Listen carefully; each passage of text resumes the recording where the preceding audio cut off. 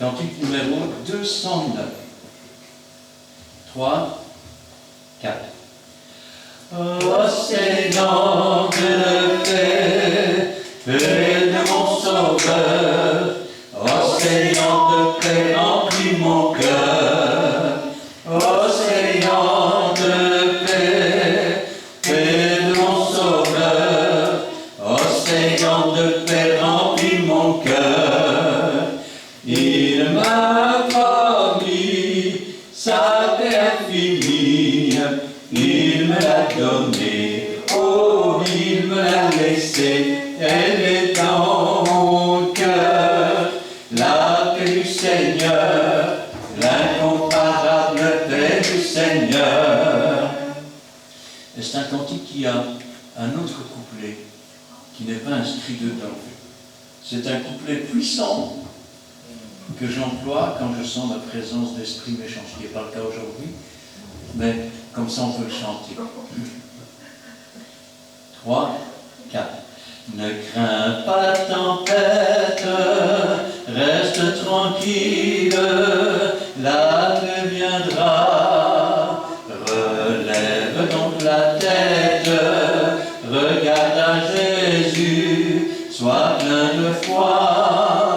Qu'importe l'adversaire, calme ta crainte, il est vaincu. Au nom puissant de Jésus, l'ennemi s'enfuit, tu es vainqueur. Au nom puissant de Jésus, l'ennemi s'enfuit, tu es vainqueur. Ô Seigneur de paix, paix de mon sauveur, ô Seigneur de paix, remplis mon cœur. Ô Seigneur de paix, paix de mon sauveur, ô Seigneur de paix, remplis mon cœur. Il m'a promis sa paix infinie, il me l'a donnée, oh, il me l'a laissée, elle est dans mon cœur. La paix du Seigneur, l'incomparable paix du Seigneur. Amen. Amen. Nous allons continuer avec le cantique numéro 129. 129. Non, pardon, c'est pas 129, je me suis trompé. Petit instant. Donc c'est de F, G, H, I, J. Ça c'est les cantiques. Juste une petite seconde. Le C, de F, G, H, I, J. C'est le 124, pardon.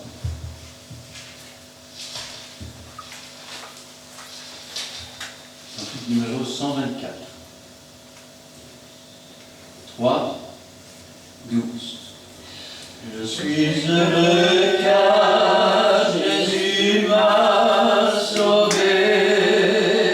Dans son amour, il m'a tout pardonné. Voilà pourquoi je me mets à chanter. Je suis heureux car Jésus m'a sauvé. Et enfin le 43.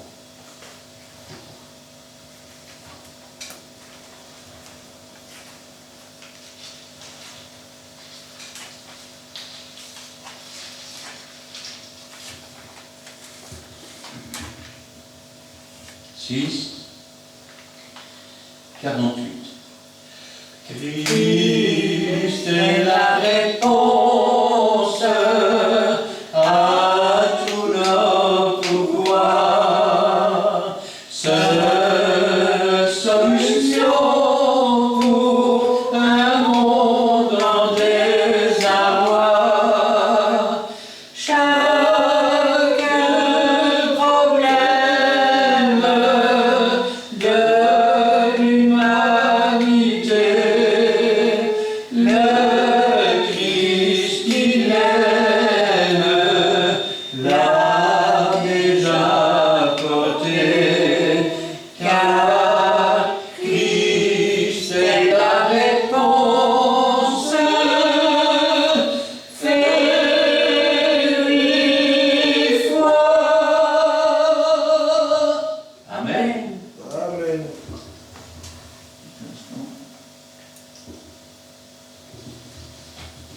Alors cet après-midi, nous allons bien sûr prendre la parole de Dieu.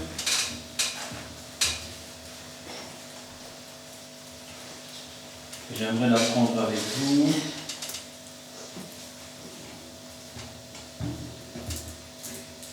Dans la première épître aux Éphésiens, chapitre 2, nous lirons là les 10 premiers versets.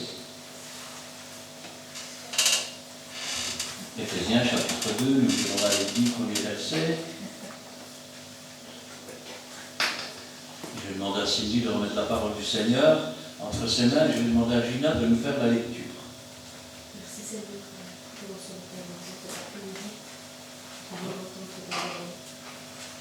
Que tu puisses nous donner la vie à comprendre chacun. Et je remets toutes choses entre tes mains. Merci Seigneur. Amen.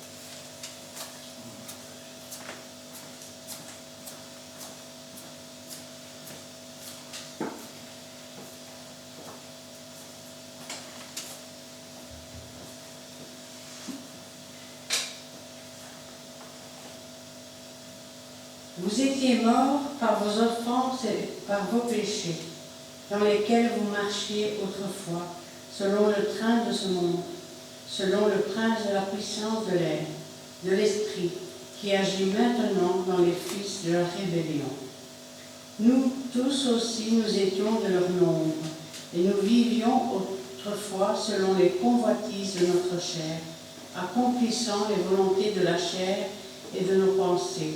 Et nous étions par nature des enfants de colère comme les autres. Mais Dieu, qui est riche en miséricorde, à cause du grand amour dont il nous a aimés, nous qui étions morts par nos offenses, nous a rendus à la vie avec Christ. C'est par grâce que vous êtes sauvés. Il nous a ressuscités ensemble et nous a fait asseoir ensemble dans les lieux célestes en Jésus-Christ, afin de montrer dans les siècles à venir l'infinie richesse de sa grâce par sa bonté envers nous en Jésus-Christ.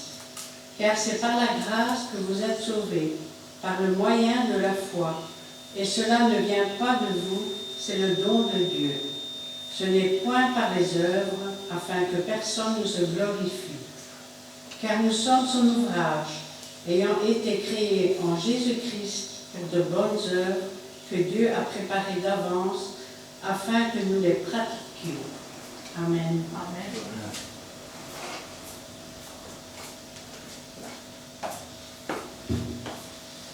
Vous étiez morts par vos offenses et par vos péchés. Il parle à des gens qui sont convertis, à des gens qui ont fait demi-tour sur le chemin de la vie, parce qu'ils prenaient le chemin de la mort et qu'ils ont décidé de se détourner de ce chemin, de faire demi-tour et de revenir à la source même de la vie. Nous étions morts par nos offenses. Combien d'entre nous, avant de rencontrer Jésus, nous nous sommes moqués de Jésus. Nous nous sommes moqués de Dieu. Vous savez, je me souviens de l'histoire d'un pasteur, elle est vraie. Il y avait une église en face de chez lui.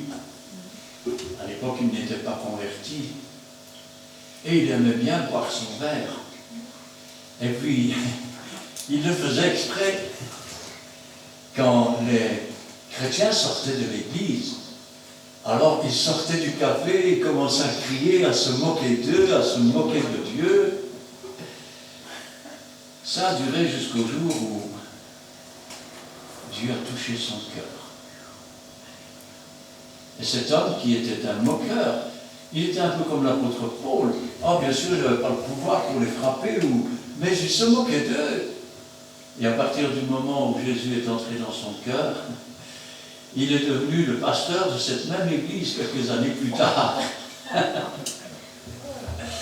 Quel témoignage, n'est-ce pas?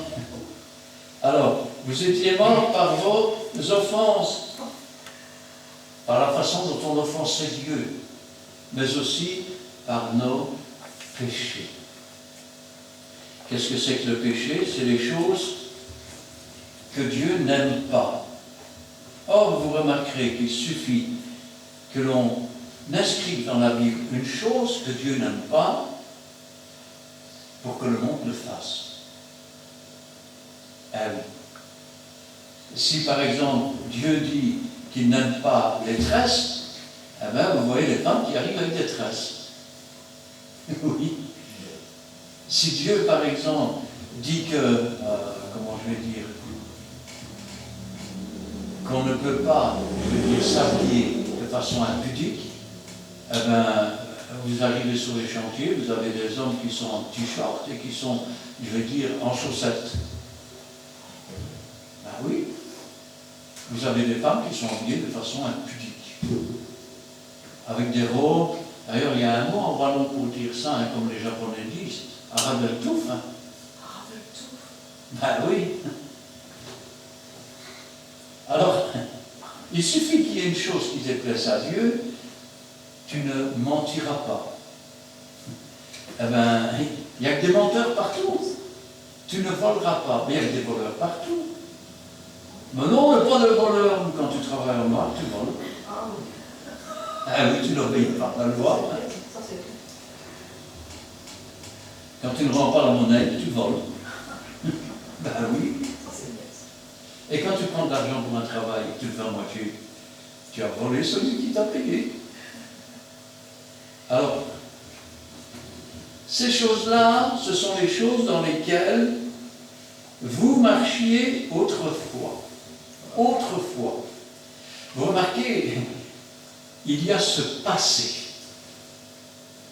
Mais entre ce passé et l'avenir, il y a eu un changement. Autrefois, voilà ce que nous étions. Nous étions dans le monde, nous faisions partie du monde, nous offensions Dieu, on se moquait de lui, on n'en avait rien à faire, on faisait tout ce que Dieu interdit dans sa Bible, dans lesquels nous marchions et vous marchiez autrefois. Parce que si vous continuez à marcher de cette façon, ce qui veut dire aussi que votre conversion n'est pas vraie. À moins, bien sûr, que vous ne soyez dans les luttes et dans les combats pour en être délivré. Vous savez, parfois, il faut un tout petit peu d'expérience pour pouvoir déposer ses fardeaux aux pieds du Seigneur. Et déposer, ça peut encore être facile quand on vient à l'église, qu'on entend la prédication, c'est beau, on dépose nos fardeaux et puis on pense à autre chose. Le problème, c'est que quand la réunion se termine, on prend le café et puis voilà que on reprend son fardeau. Mon problème, ma maladie, mon infirmité. Alors, je vais vous donner un secret. La porte, car c'est Jésus la porte de brebis, elle est étroite, elle est resserrée. Ça veut dire que si tu amènes tes bagages avec, tu ne vas pas passer. Et si tu tournes dans l'autre sens, la valise est trop large. Ça ne va pas passer non plus. Il va falloir apprendre à te dépouiller. Mais pas pour t'appauvrir. Te dépouiller des choses mauvaises pour t'enrichir des choses spirituelles. Pour, je vais dire quelque part, bénéficier de la liberté. Et la liberté, elle ne s'acquiert que dans la vérité. Parce que le mensonge n'a jamais sauvé qui que ce soit. Le diable est toujours dedans. Ça ne sert à rien de mentir aux gens et de dire tout va bien, madame la marquise. Non, non, non, non, non. Repentez-vous, changez de vie, marchez dans la sanctification sans laquelle personne ne verra Dieu. Personne ne verra Dieu. Et pourquoi on ne le verrait pas si on ne marche pas dans la sanctification? Parce que si tu n'obéis pas, tu ne recevras pas le baptême du Saint-Esprit. L'Esprit est peut-être sur toi, tu as peut-être reçu un ministère, tu as peut-être reçu des dons, mais tu ne recevras pas le baptême du Saint-Esprit si tu résistes au Saint-Esprit. Rappelez-vous, et si l'Esprit de celui qui a ressuscité Christ d'entre les morts habite en vous, pas simplement sur vous, il doit habiter en vous. Celui qui a ressuscité Christ d'entre les morts par son esprit rendra la vie à vos corps mortels par ce même esprit. Et le corps alors aura été semé, corruptible, infirme, et ressuscitera glorieux, plein de force. Dans lesquels vous marchiez autrefois. Autrefois, j'ai été un enfant. Et quand j'étais un enfant, je parlais comme un enfant. Allez, maman, je m'en coupe, je veux s'amuser, je ne peux plus rien faire. Vous ne voyez pas un adulte parler comme ça, non? Non. Pourquoi? Parce que ce qui était enfant est mort. Et l'adulte a pris la place. Maintenant, ce qui était l'homme pécheur, la femme pécheresse, elle doit aussi disparaître. Parce que les deux ne peuvent pas cohabiter ensemble. Eh non, c'est pas possible. Imaginez, vous voyez une personne de 40 ans. Bonjour monsieur, comment allez-vous, ça va? Ah oui, je vais au cinéma. Oui, mais demain, il va peut-être pleuvoir. Vous allez dire, il manque une case. Ah oui, s'il parle la seconde d'avant comme un gosse, puis comme un adulte, puis comme un gosse, vous allez dire, il lui manque une case, il y a quelque chose qui ne va pas là. Hein? Et qu'est-ce que vous pensez d'un chrétien qui parle maintenant comme le monde, ensuite comme la Bible ou Christ ou un pasteur aurait parlé, là, et la seconde d'après, il parle comme le monde? Il y a quelque chose qui ne va pas. Là aussi, bien sûr, lui ou elle ne s'en aperçoivent pas. Mais celui qui a l'Esprit de Dieu en lui, qu'est-ce qu'il dit? Si vous entendez le premier qui parle comme un gosse, il dit, ben, il a un âge mental de petit gamin. Pas possible, ça. Il y a deux êtres en lui qui se disputent. Eh bien, c'est la même chose. Il a un âge spirituel de petit gosse. Il y a l'adulte qui essaye de se manifester et il y a le gosse qui le retient. De la même façon, il y a la sainteté qui veut l'attirer et le péché qui l'attire de l'autre côté. Vous savez ce qu'on faisait à l'ancien temps pour punir les gens? On les écartelait. Ça veut dire que Dieu tire par une main, le diable tire par l'autre, et vous êtes entre les deux. Vous êtes écartelés. Votre vie de chrétien, c'est une vie de souffrance. C'est une vie de souffrance. C'est une vie de misère. Dieu n'a pas voulu cela. Dieu a voulu que ces choses disparaissent. Il a tout accompli sur la croix du Calvaire pour cela. Il n'y a rien d'autre à accomplir. Simplement chercher le royaume de Dieu et sa justice. Amen. Et l'obéissance à sa parole. Se détourner du monde. Quand on est convaincu qu'une chose est mauvaise, imaginons, je mets 3 flacons sur une table. Un flacon avec du poison, un flacon avec de l'eau empoisonnée, un flacon avec de l'amour.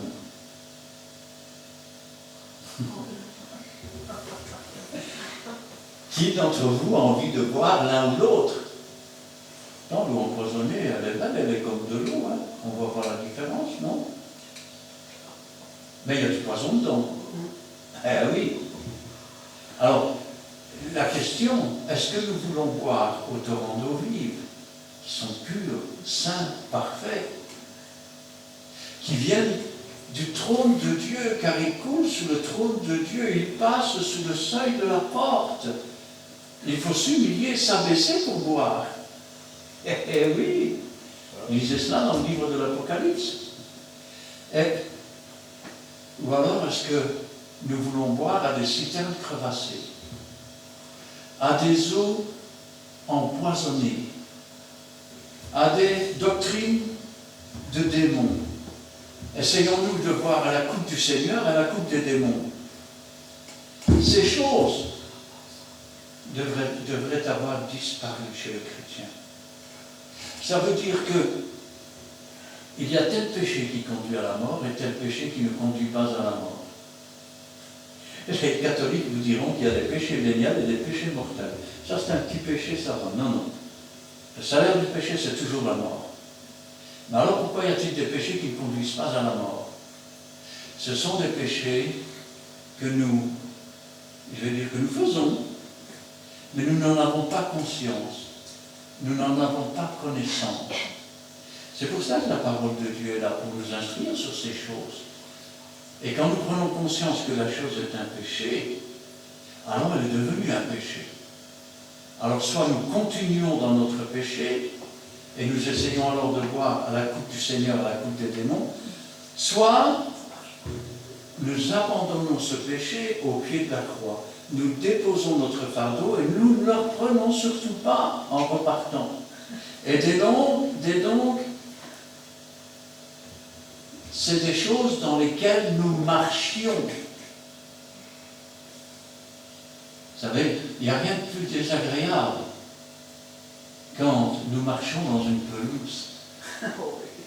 C'est tellement agréable, même à pieds nus, hein, non? Hein, on sent ça sous les pieds. Mais malheureusement, quand la pelouse n'est pas bien nettoyée et qu'on met son pied, excusez-moi l'expression, dans une merde, et je vais vous dire une chose, il y a un adage chez nous qui dit que plus on touille dans un brin, et plus ça sent mauvais. C'est-à-dire que plus on remue le péché, et plus l'odeur de mort remonte. Et oui, ces choses devraient être du passé, dans lesquelles vous marchiez autrefois, selon le train de ce monde. Nous étions dans ce monde comme dans un train. Et je vais vous raconter une histoire. C'est l'histoire du petit berger. Alors, le petit berger, il vivait dans sa montagne, au milieu, je vais dire, de ses brebis, hein, avec ses alpages. Et tous les matins, il y avait un train. Et le train conduisait les enfants à l'école. Et tous les matins, le berger, dans son champ, avec ses brebis, voyait le train passer. Et les enfants s'étaient pris comme d'un jeu de lui faire signe, et lui faisait signe aux enfants. Et tous les matins, c'était comme cela. Et un jour, il y a eu une grosse tempête et une avalanche. Et le pont qui se trouvait plus loin a été emporté. Ce jour-là, le train a démarré comme d'habitude avec les enfants. Et les enfants étaient tous à la fenêtre en approchant du champ. Tiens, le petit berger n'est pas là. C'est bizarre. Il est toujours là d'habitude. J'espère qu'il n'y a rien arrivé avec la tempête, hein? Et puis à un moment donné, le train freine. Le contrôleur descend. Le berger s'est fait écraser par le train. Alors le contrôleur a dit, on va aller chercher du secours. Et il est allé chercher du secours. Et quand il est arrivé au pied du pont, il a compris pourquoi le berger s'était mis sous les lois, pourquoi il s'est laissé mourir, écrasé par le train. Et le monde, c'est pareil. Le pont entre Dieu et les hommes était coupé. Et le train de ce monde, on ne sait pas l'arrêter. Jésus s'est mis sur les voies.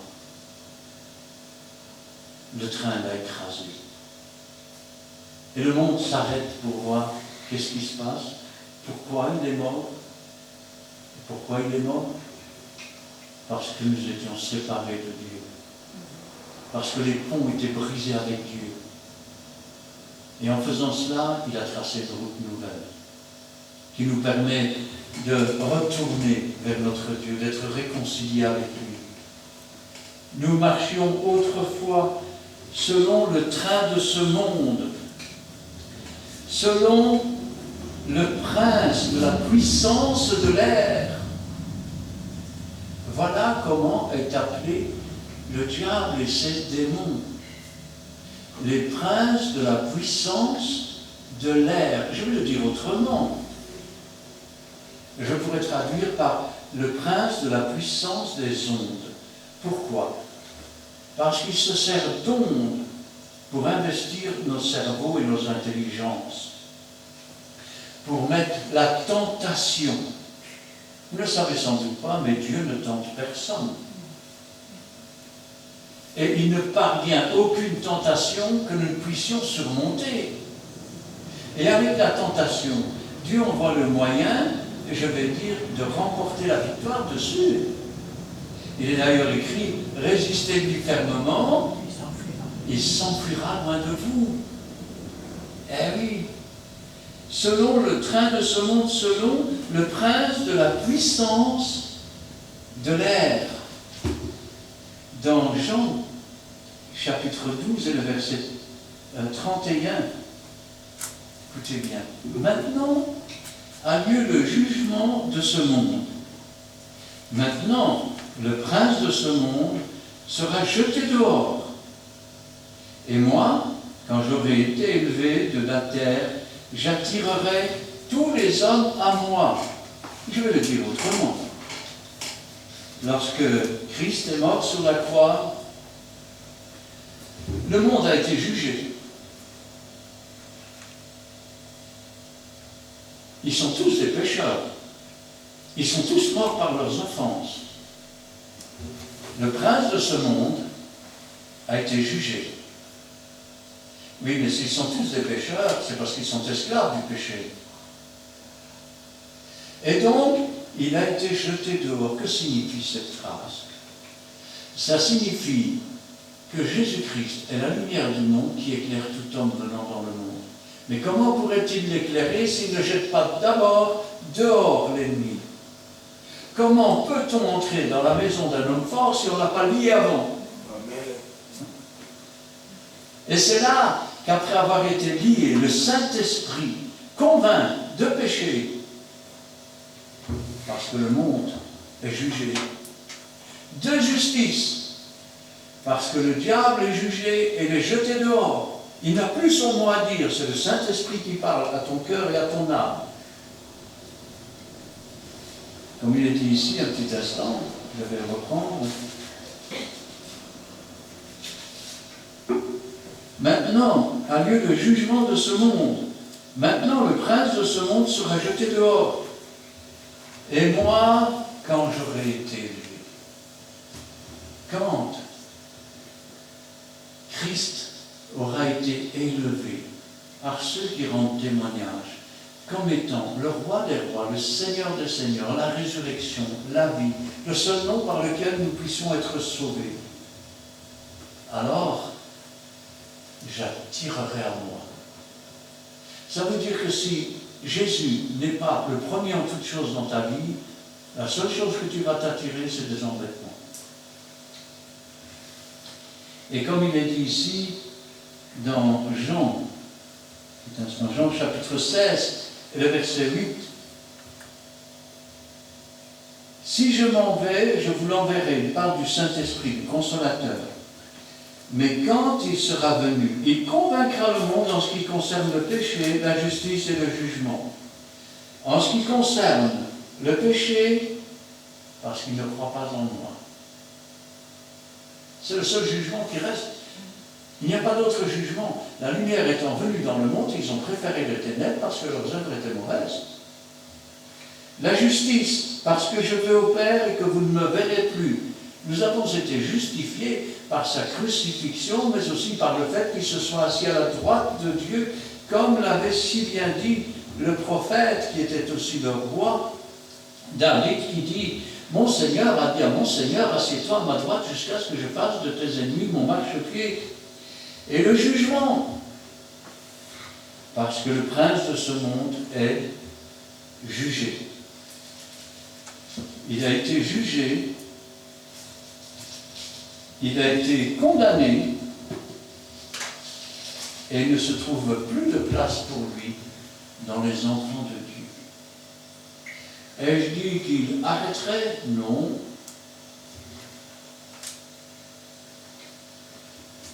Chez nous, on dit, tu ne peux pas empêcher un oiseau de voler au-dessus de ta tête. Il est le tentateur. Mais tu peux l'empêcher de faire son nid. Tu peux l'empêcher de s'installer et de faire de ce qui devrait être le temple, l'habitation de Dieu, une maison de prière, une caverne de voleurs. Eh oui. C'est Jésus qui chasse les marchands dans nos cœurs, dans nos vies. Eh oui. Selon le prince de la puissance de l'air. Alors ça veut dire quoi? Ça veut dire que quand nous répondons au téléphone, Seigneur, je me mets sous ton sang précieux. Vous ne savez jamais qui est au bout. C'est le prince de la puissance de l'air, des ondes. Eh oui. Quand vous allumez la télévision, Seigneur, je me mets sous ton sang précieux.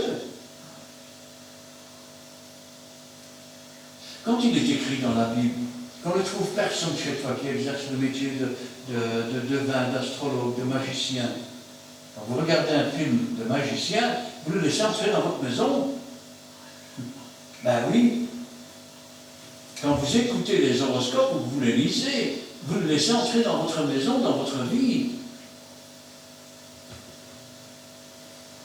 Il a tous les trucs pour entrer tantôt d'une façon, tantôt de l'autre. De l'esprit qui agit maintenant dans les fils de la rébellion. De ceux qui se retirent en arrière pour retourner dans le monde. Ils se sont rebellés contre Dieu. De ceux-là était Irénée. Eh oui, il y en a eu dans la Bible. De ceux-là était Judas. Ben oui. Alors, dans ceux qui se rebellent contre Dieu, il y a un péché qui ne sera jamais pardonné, ni dans ce siècle, ni dans les siècles à venir. C'est le blasphème contre le Saint-Esprit. Et comment on en arrive à blasphémer contre le Saint-Esprit? Le Saint-Esprit nous montre une chose qui déplaît, mais on continue. Donc, on résiste au Saint-Esprit. Ensuite, on finit par s'habituer à ce péché et on s'oppose au Saint-Esprit. Et enfin, un péché en entraîne toujours un autre. Ben oui. Un voleur, si tu lui demandes, c'est toi qui as volé? Non, c'est pas moi. Il est un menteur. Et quand il sera avec ses amis les gangsters, c'est moi qui ai volé, mais je ne dis rien, donc c'est un vantard. C'est un orgueilleux.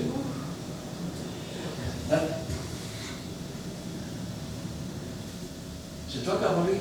Non. Mais je me demande si c'est pas toi. Il devient l'accusateur des frères. Et oui, un péché entraîne toujours un autre et un autre et un autre. C'est comme les marches d'un escalier. Je ne veux pas descendre les marches, j'en descends une. Je suis gêné, je remonte la première fois. La deuxième fois, je reste un peu plus sur la marche. La troisième fois, je reste sur cette marche-là. Mais après, je finis par en descendre une deuxième, une troisième, une quatrième, une cinquième. Et à un moment donné, je me retrouve tout dans le fond. C'est là que le diable veut me conduire. Parce que le fond du fond, c'est quand on a blasphémé contre le Saint-Esprit. Ça veut dire que nous sommes perdus pour les temps et pour l'éternité. Nous tous aussi, nous étions du nombre des gens qui ne connaissaient pas Dieu, qui se moquaient de Dieu et qui péchaient tous les jours, sans en avoir honte. Nous tous aussi, nous étions de leur nombre. Et nous vivions autrefois selon les convoitises de notre chair. Alors, la convoitise de la chair, elle va dans quoi? Nous sommes dans une société de consommation. Eh bien, il faut acheter tout et n'importe quoi. Pourquoi? Parce que la chair en a envie, elle a des désirs. Hein? Ça peut être aussi la gourmandise. Ou alors c'est l'amour de l'argent au point qu'on veut le tenir pour soi, l'enfermer et au besoin profiter des autres pour ne pas se servir du sien. Ça s'appelle de l'avarice. Ben oui. Et puis il y a l'adultère aussi. Il y a des tas de choses comme ça. Accomplissant les volontés de la chair et de nos pensées. Et nous étions par nature des enfants de colère, comme les autres. Wow. Et tu viens pas me chercher, sinon tu vas voir, hein. Ouais, mais tu ne me connais pas, hein. Si tu ne me reconnais pas, ben tiens, moi, s'il te plaît. Nous sommes des enfants de colère. Enfin, nous étions des enfants de colère. Comme les autres d'ailleurs. Mais Dieu, et béni soit Dieu, qui est riche en miséricorde. Dieu, que signifie la miséricorde? C'est pas simplement le pardon. C'est pas simplement le pardon. Parce que, d'accord, j'ai cru que c'était toi qui as fait ça, je te pardonne, excuse-moi. Non. Miséricorde signifie pardonner à des gens qui sont coupables. Pardonner à des gens qui sont coupables signifie passer outre. Passer outre signifie Pâques. Christ est notre Pâques. En vertu du sang versé par Jésus-Christ, Dieu passe outre de nos péchés et de notre conduite, malgré que nous étions coupables. Ainsi, mais Dieu, qui est riche en miséricorde, à cause du grand amour dont il nous a aimés. Dieu a tant aimé le monde qu'il a donné. Il a donné son Fils unique. Et encore, c'est mal traduit. Parce que nous devrions traduire, il a donné ou il a offert l'unique Fils. Ça veut dire qu'il n'y en aura pas d'autre. Et que si maintenant nous avons connu la grâce, la liberté et l'affranchissement du joug du péché, et que nous retournons dans le péché, il n'y a alors plus de sacrifice pour nous, ni de salut. Parce qu'il faudrait que Jésus revienne mourir une seconde fois pour nous. Eh oui. Mais Dieu, qui est riche en miséricorde, à cause du grand amour dont il nous a aimés, il a donné ce qu'il avait de plus cher et ce qu'il avait de meilleur, cet unique Fils. Nous qui étions morts par nos offenses, c'est la deuxième fois qu'il le dit. Il le dit au verset 1, il le dit au verset 5. Nous qui étions morts par nos offenses. Je crois en Dieu, mais moi je n'étais pas si mort que ça. Il est vrai que celui à qui on pardonne peu, aime peu. Et celui à qui on pardonne beaucoup, aime beaucoup. Nous qui étions morts par nos offenses, nous a rendus à la vie avec Christ. C'est par grâce que vous êtes sauvés. Nous étions morts, nous ne le savions pas. Nous étions perdus, nous ne le savions pas. Nous avions besoin d'un sauveur, d'un rédempteur, nous ne le savions pas. Nous avions besoin du Saint-Esprit. Nous ignorions même qu'il y avait un Saint-Esprit. Eh oui. C'est ce que les prophètes nous disent. Il s'est laissé trouver par ceux qui ne le cherchaient pas. Par ceux qui ne le cherchaient pas. C'est lui qui nous a cherchés. C'est lui qui nous a trouvés. C'est lui qui nous a sauvés. Il nous a rendus à la vie avec Christ. C'est par grâce que vous êtes sauvés. Nous sommes sauvés par le moyen de la foi. La foi, elle vient de ce qu'on entend. Ce qu'on entend vient de la parole de Dieu. Si donc personne ne prêche, comment entendront-ils parler? Et si personne n'entend parler, comment se convertiront-ils? Nous avons, nous, peuple de Dieu, une responsabilité vis-à-vis de ce monde.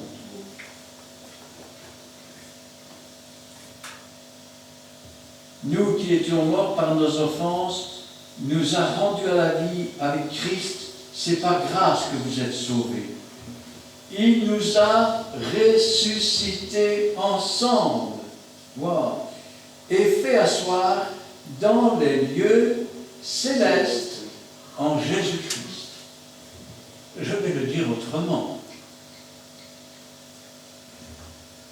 Nous étions morts par nos offenses et, chose étrange, Dieu a voulu que nous mourions pour le monde. Pourquoi voulait-il que nous mourions pour le monde? Parce que nous étions, comme qui dirait, fiancés avec le monde et le prince du monde. Nous étions comme l'épouse du monde. On obéissait au prince du monde, on obéissait au monde. Nous étions dans le monde, nous vivions dans le monde et nous agissions avec le monde. Nous en faisions partie. Mais dites-moi, quand une femme est mariée, la seule façon pour elle d'être libre, c'est quoi?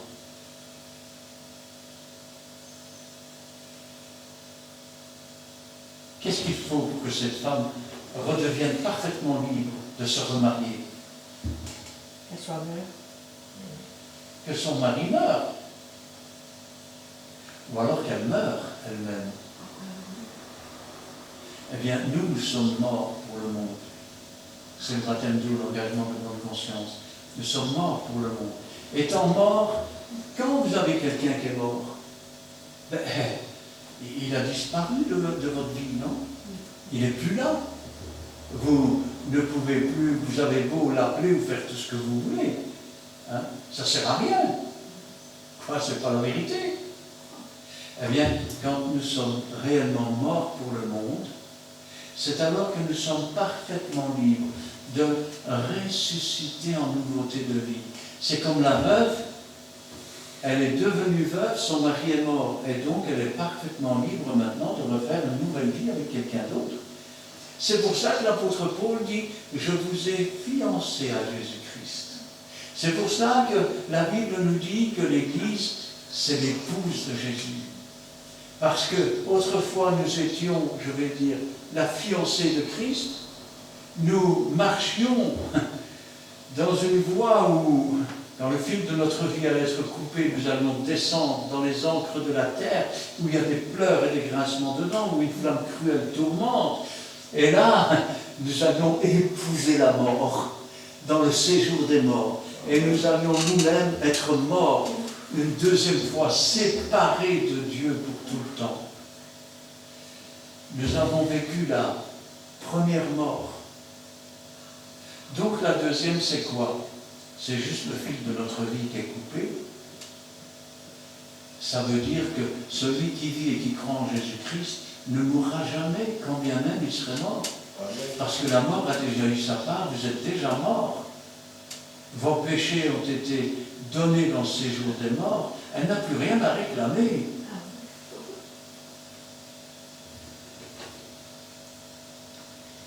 Il nous a ressuscités ensemble et nous a fait asseoir dans les lieux célestes en Jésus-Christ. Pourquoi dit-il cela?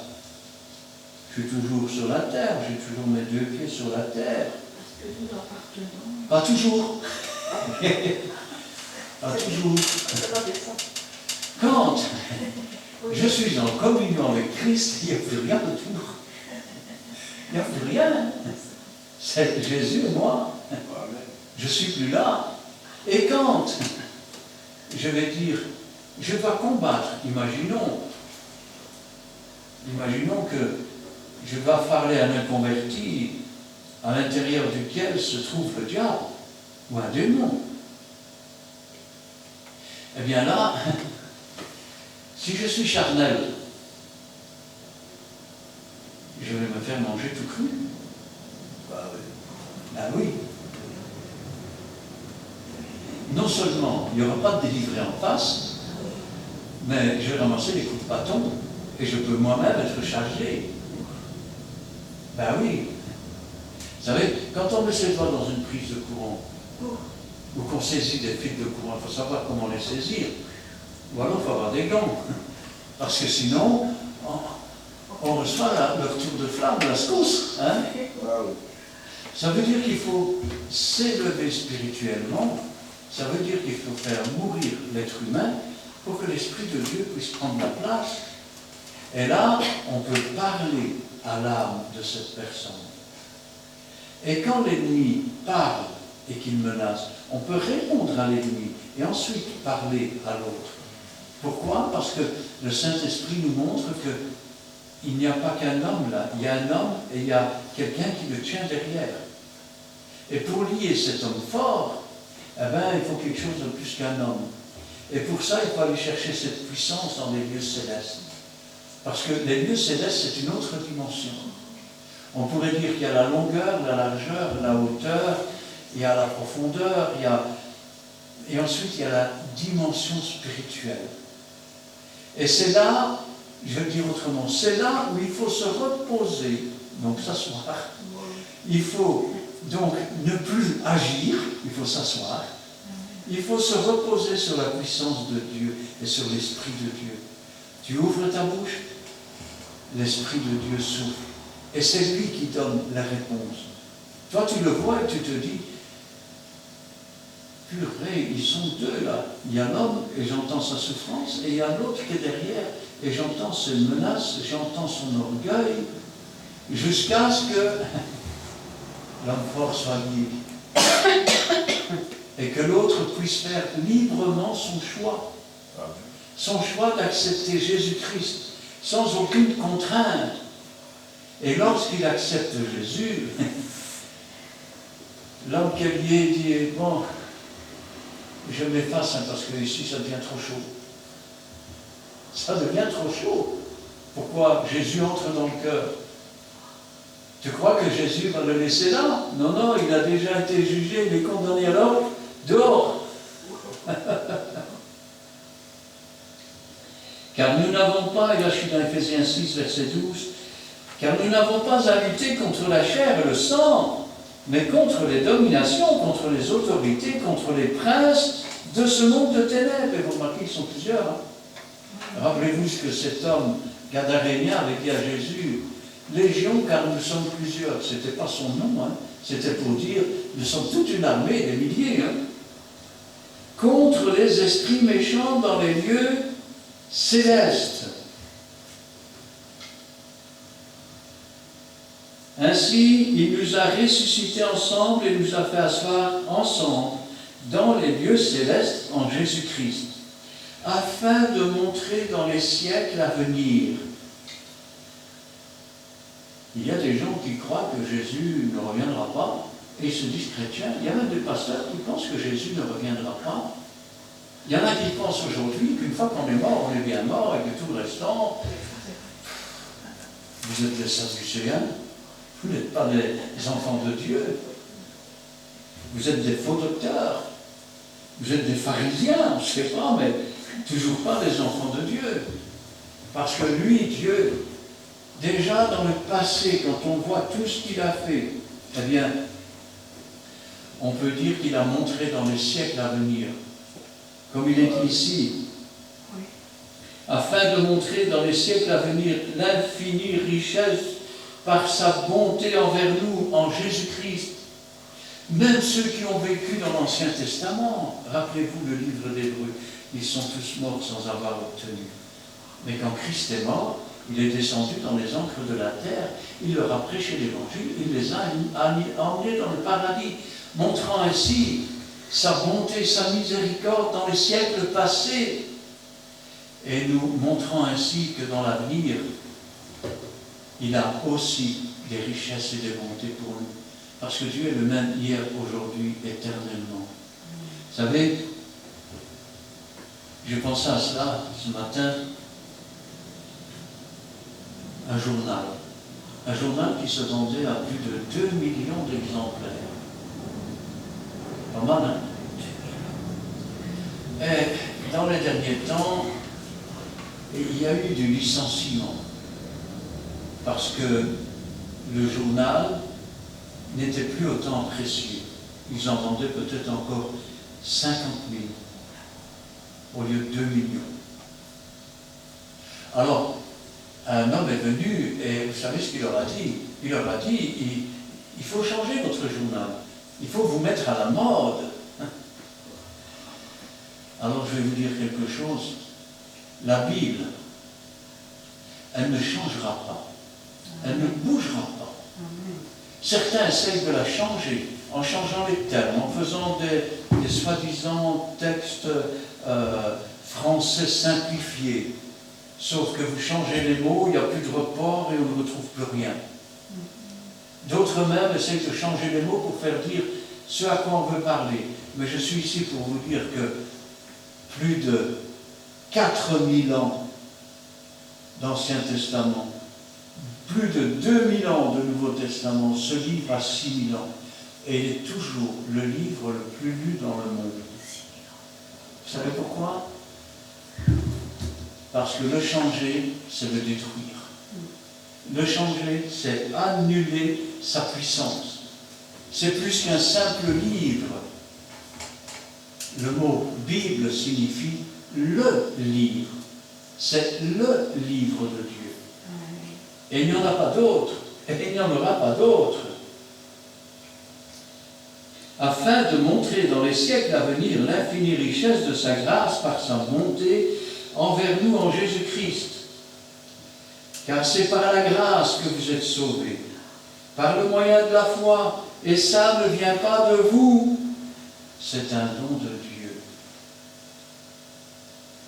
Oui, moi un jour le frère m'a conduit à l'évangile et j'ai accepté Jésus. Grâce au frère, je suis devenu chrétien. Nul ne peut venir à moi, dit Jésus, si le Père ne l'a attiré. C'est Dieu qui t'a attiré, il n'y a pas de hasard, c'est pas le frère ou la sœur. Quel que soit l'instrument dont Dieu se sert, c'est Dieu qui t'appelle.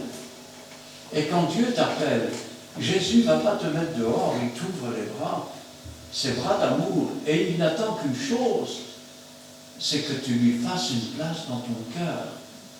Parce que souvent, il se tient à la porte et il frappe comme un mendiant, et on n'ouvre pas. Pourtant, Jésus a dit, si quelqu'un entend ma voix et ouvre, j'entrerai chez lui, je souperai avec lui et lui avec moi. Alors, il dressera une table devant toi en face des adversaires, et l'adversaire ne pourra pas franchir cette table. De même que l'ange de l'Éternel va camper autour de toi et qu'il va t'arracher au danger. Celui qui touche à un enfant de Dieu touche à la prunelle de l'œil de Dieu. C'est l'organe le mieux protégé. Il y a le cil pour les poussières. Il y a la paupière. Protégée. Ben oui. Quand il y a une poussière, il y a la larme qui coule pour dégager la poussière. Quoi, c'est pas vrai? Quand il y a un peu trop de lumière, il y a la rétine qui se ferme. Quand il n'y en a pas assez, elle s'ouvre pour essayer de te montrer ce qui se passe devant. Et quand tu as un objet qui arrive, tout le corps s'y met. Regardez bien ce que je vais faire. C'est l'œil qui est le mieux protégé. Et Dieu vous regarde, et celui qui touche un enfant de Dieu touche à la prunelle de l'œil de Dieu. Amen. C'est l'enfant de Dieu est celui qui est le plus protégé. Vous ne pouvez pas savoir combien de fois le diable s'est présenté devant Dieu et vous a réclamé pour vous griller. Mais Jésus prie toujours pour nous comme il a prié pour ses disciples. Quand ses disciples sont venus, ils ont dit, même les démons nous étaient soumis. Jésus leur dira, le diable voulait vous griller, mais j'ai prié pour vous.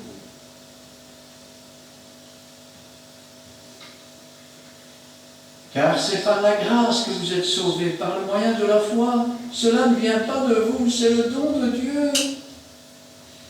Ce n'est pas par les œuvres. Ça veut dire que vous ne mériterez jamais rien. Et vous ne mériterez pas. Et vous ne l'avez pas mérité. Si vous l'aviez mérité, ça ne serait pas une grâce, ça serait un salaire. Ben oui, ça serait un salaire. Or, nous savons qu'il y a une chose que nous avons méritée par nos œuvres. Le salaire du péché, c'est la mort. Mais la grâce, c'est que Jésus-Christ est venu verser son sang pour effacer nos péchés, nos transgressions, sans que nous l'ayons mérité, et que Dieu nous a pardonné à nous qui étions coupables.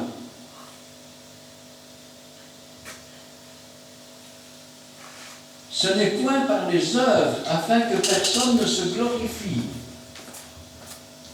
Ainsi, ce n'est pas par des œuvres que nous sommes sauvés, mais bien par la grâce de Dieu. Mais voilà, car nous sommes son ouvrage. Vous savez, quand il y avait un prophète, et le prophète, Dieu lui dit, va dans la rue des potiers, et là, observe. Alors il est allé et il a regardé le potier. Le potier était en train de faire un vase, mais le vase ne s'est pas formé comme il le voulait.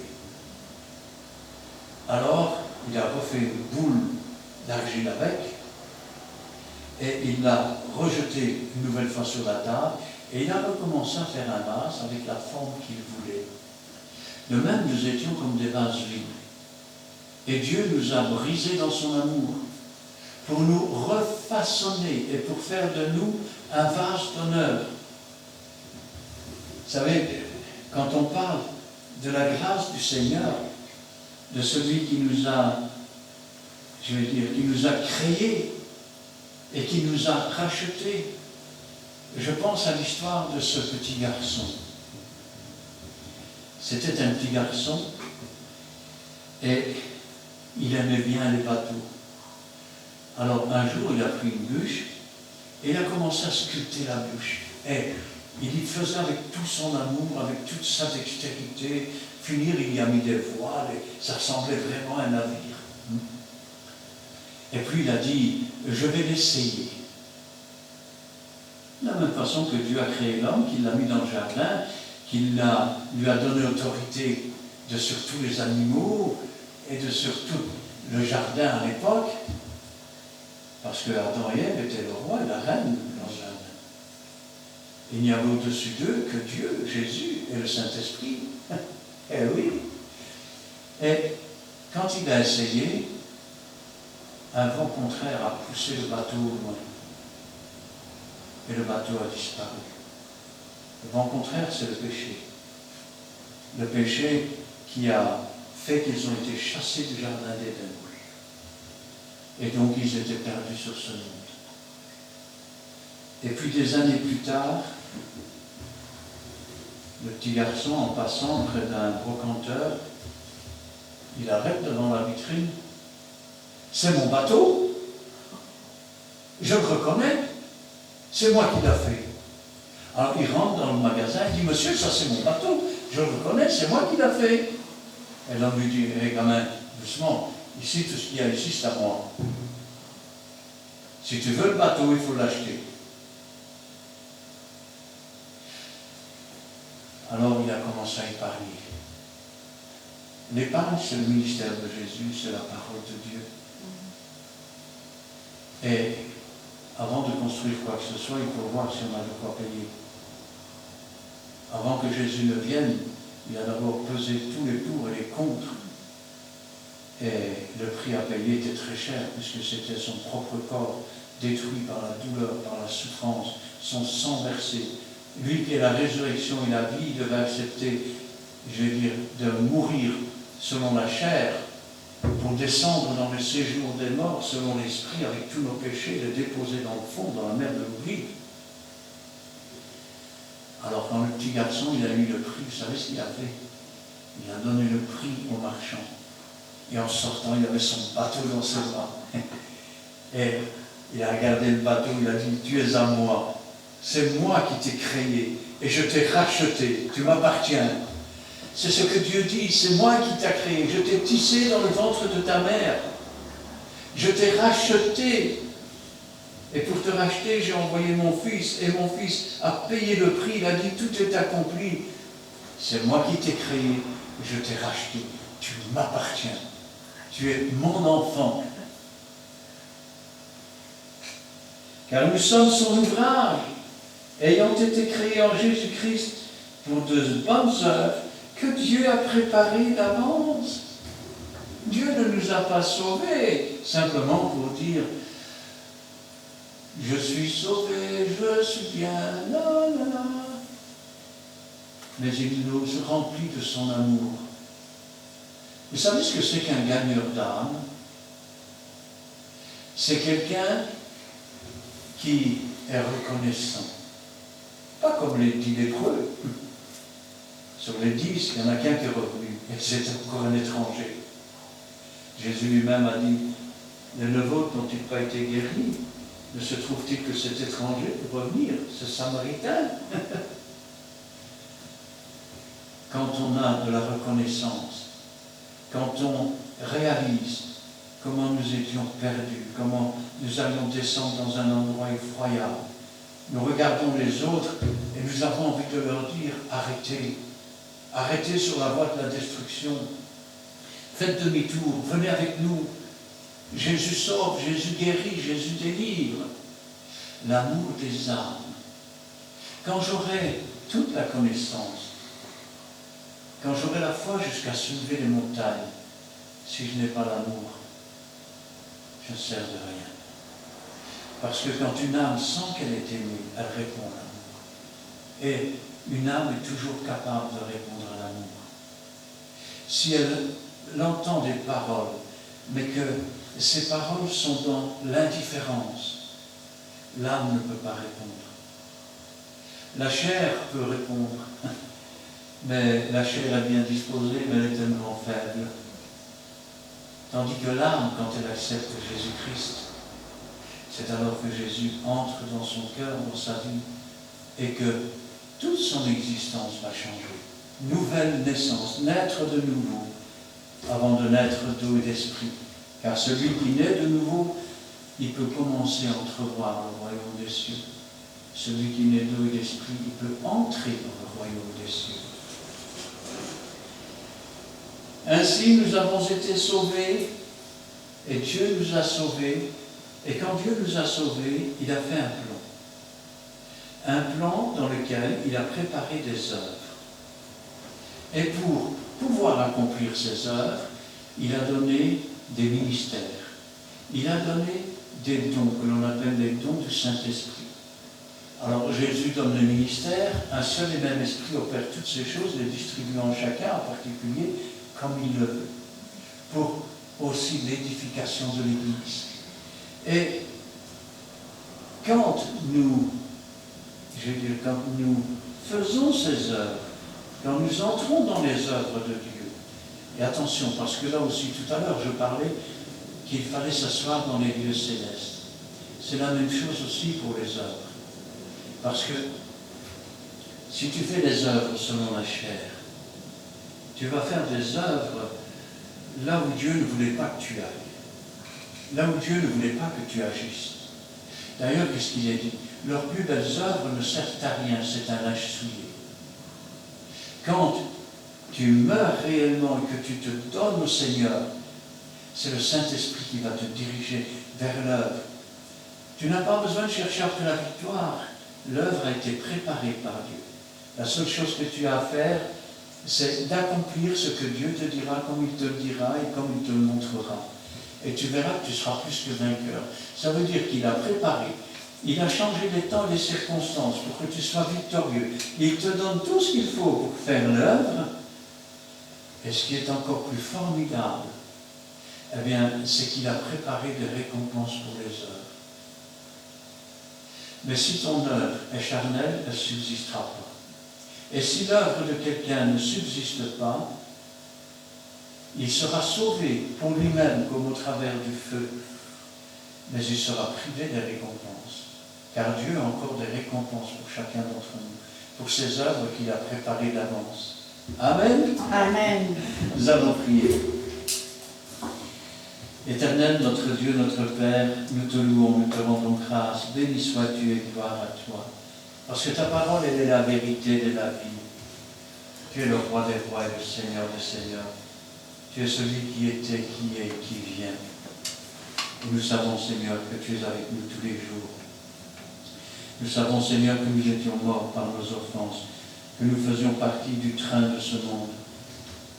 Et nous savons comment toi tu as donné ta vie par amour pour chacun d'entre nous. Parce que quand tu es mort sur la croix et que tu as dit tout est accompli, tu pensais à moi, tu pensais à eux, ils pensaient à nous. Béni sois-tu et gloire à toi, Seigneur. Parce que personne n'aurait donné autant que toi tu as pu donner pour chacun d'entre nous. Béni sois-tu, Seigneur, pour nous avoir aimés plus que ton propre corps, plus que la souffrance que tu as endurée. Tu nous as aimés plus que ta propre vie. Béni sois-tu et gloire à toi, Seigneur, parce que tu es notre Dieu, parce que tu es notre Maître, parce que tu es notre Seigneur, parce que tu es celui qui est, et parce que tu es notre chemin, notre vérité, notre vie, notre résurrection, notre salut, notre rédemption, notre Rédempteur. Béni sois-tu, gloire à toi, louange te soit rendue. Nous qui n'avons jamais rien mérité, qui ne mériterons jamais rien, nous ne pouvons que te louer, nous ne pouvons que te rendre grâce, nous ne pouvons qu'élever nos voix pour te remercier, pour ton grand amour, pour ta patience, pour tes bénédictions, pour tes dons, pour tes ministères, pour tout ce que tu nous as donné, Seigneur. Nous, Seigneur, qui n'avons rien, nous avons tout reçu en toi. Que ta volonté soit faite dans nos cœurs, dans nos vies, dans nos pensées, dans nos actions, dans nos regards, dans nos oreilles, dans tout ce qui fait notre être, Seigneur, afin que, comme disait l'apôtre Paul, ce ne soit plus nous qui vivions, mais que ce soit toi qui vis. Gloire et louange te soient rendues. Gloire au Père, gloire au Fils, et gloire au Saint-Esprit. Amen. Amen. Éternel Dieu Tout-Puissant, tout-puissant, du chant de toi. Tu nous parles de tes Pères Saints, de ta Père Saint de nos péchés. Parce que tu as dit dans ta parole, là aussi, tes péchés sont noirs, comme du charbon. Toi, tu les rends, Père Saint, par le sang de Jésus, blanc comme de la neige. Nous sommes très comme ça, Père Saint. En toi, nous avons la victoire. En toi, nous avons confiance. C'est pour ça, Père. Donne le Père Saint, nous pouvons Père Saint, que tu sois notre bouclier contre tous ces flèches, Père Saint, du mal. Sois notre refuge, Père Saint, contre les tempêtes. Nous te bénissons, nous te sanctifions, Père Saint. Nous laissons aussi notre famille biologique et notre famille spirituelle dans le plein de ta main. C'est pour cela, Père, sois élevé, sois sanctifié, nous pouvons tenir en famille. Parce que c'est ta parole qui dit de chercher ton mal et voir dessus. Dessus et tout le reste nous serons donnés par-dessus. Père, par-dessus, Père Saint, nous savons que tu nous préserves beaucoup de choses, que nous-mêmes nous sommes. Sois élevé, sois sanctifié. Merci d'avoir aussi, Père Saint,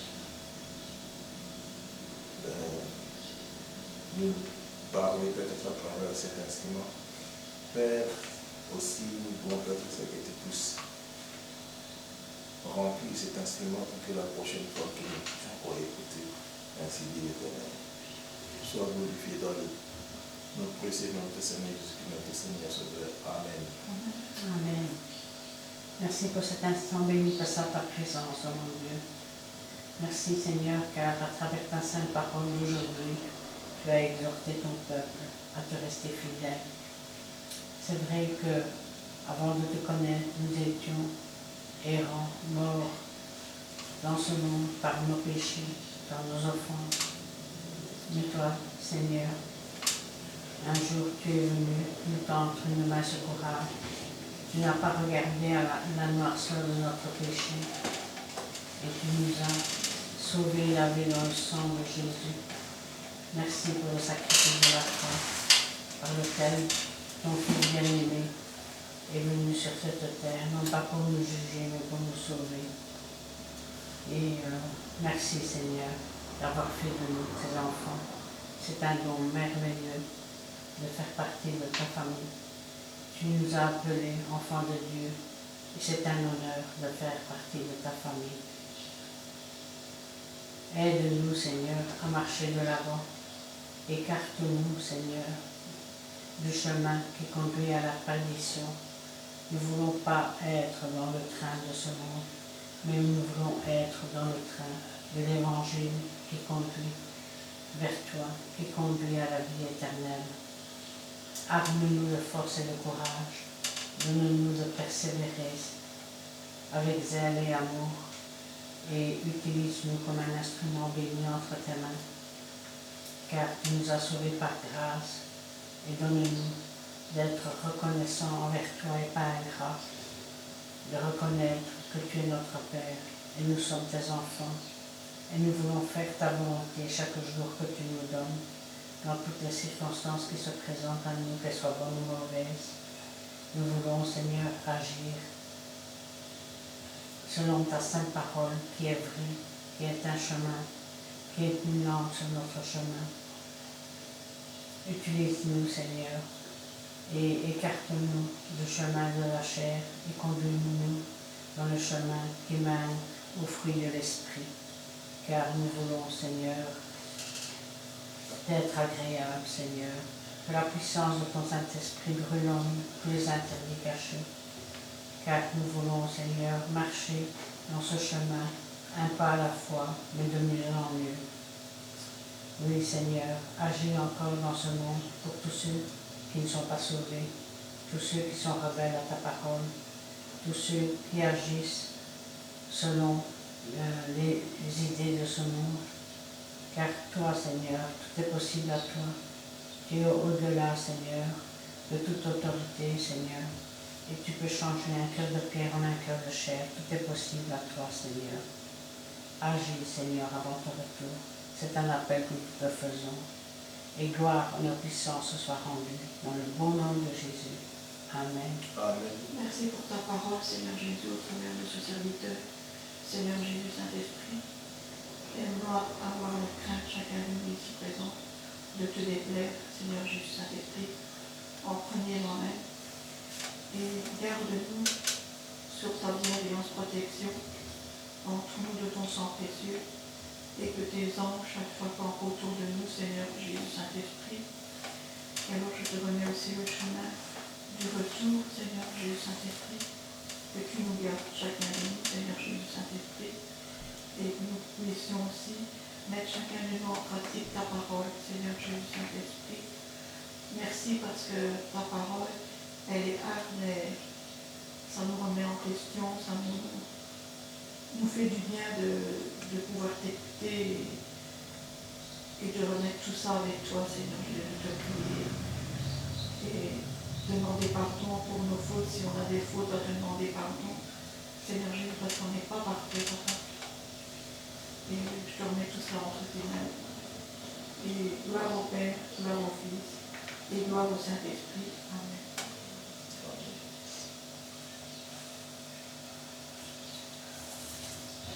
Amen. Amen. Eh bien, nous terminerons avec le cantique numéro 508.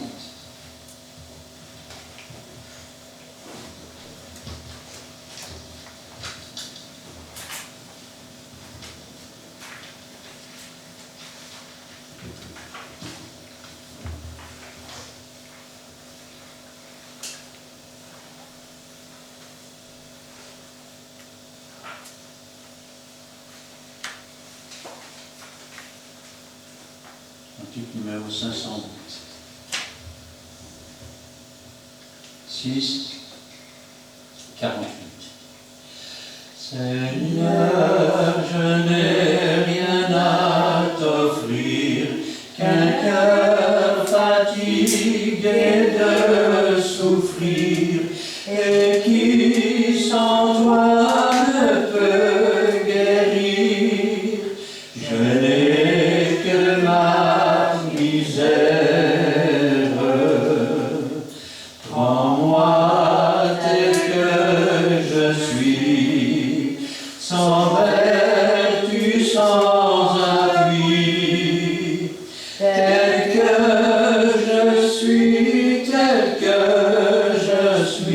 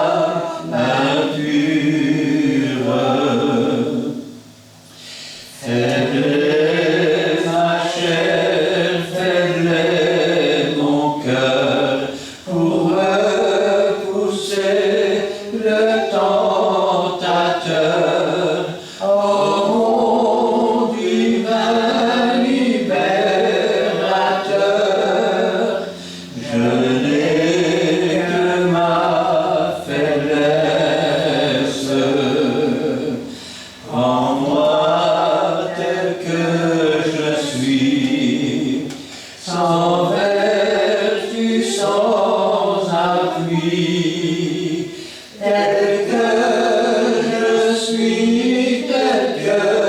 je suis, subviens à ma détresse.